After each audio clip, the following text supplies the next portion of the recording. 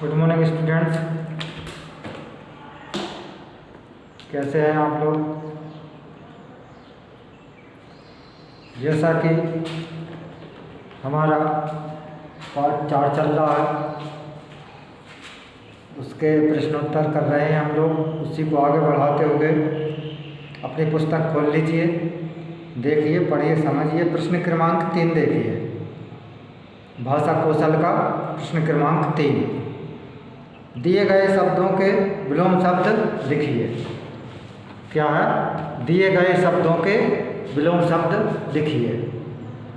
गांव का, शहर, पसंद का, नापसंद, आरंभ का, प्रारंभ का, समाप्त, सुख का, दुख, हंसना का, रोना, मित्र का, दुश्मन।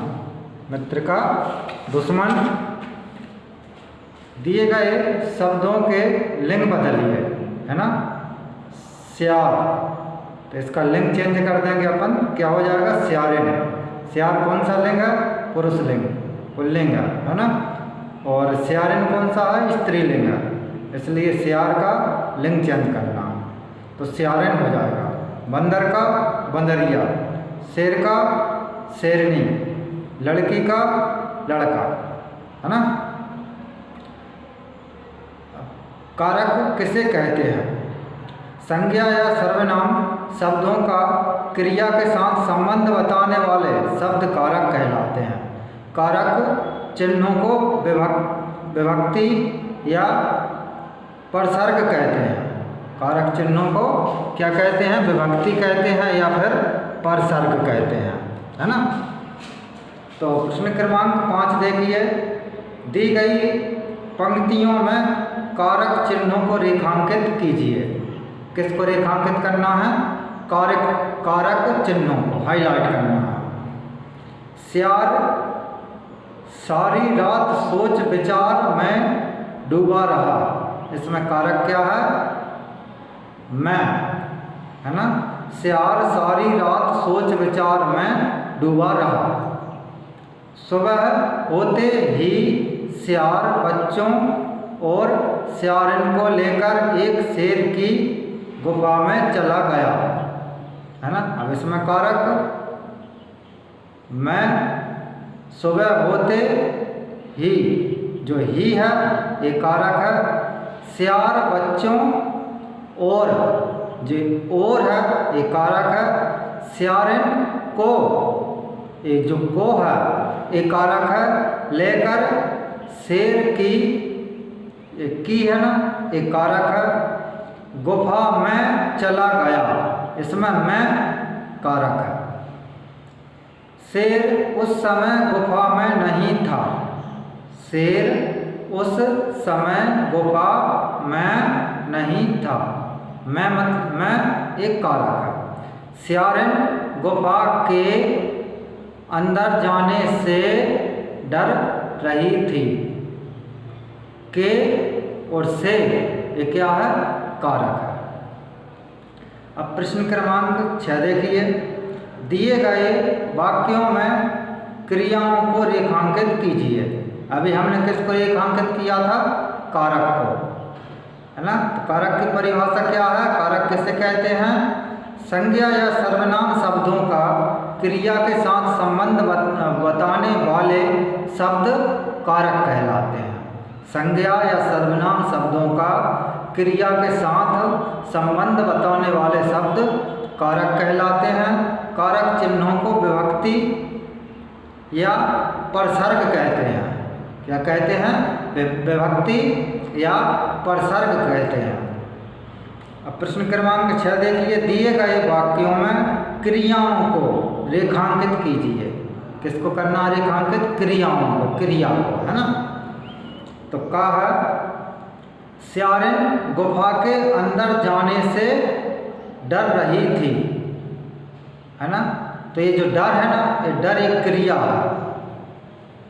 खा देखिए। स्यार गुफा के बाहर दोनों पैर उठाकर खड़ा हो गया। क्या हो गया? खड़ा हो गया। तो ये जो खड़ा है ना, एक क्रिया है। गा देखिए। बच्चों को थोड़ी देर बहलाओ, कहते हैं ना बहलाओ फुसलाओ, ये जो बहलाओ है ये क्रिया। घा देखिए, शेर एकदम घबरा गया। क्या हो गया? शेर घबरा गया। तो ये जो घबरा है ना, घबराना, ये क्रिया। प्रश्न क्रमांक 7 देखिए, एक जैसे लगने वाले भिन्नार्थ शब्दों के अर्थ वाक्य बनाकर स्पष्ट कीजिए। जैसे आदि है ना, तो यह गन्ने आदि के खेतों में पाया जाता है ना। अब आदि है, पहले आदि मानव पाए जाते थे, है ना।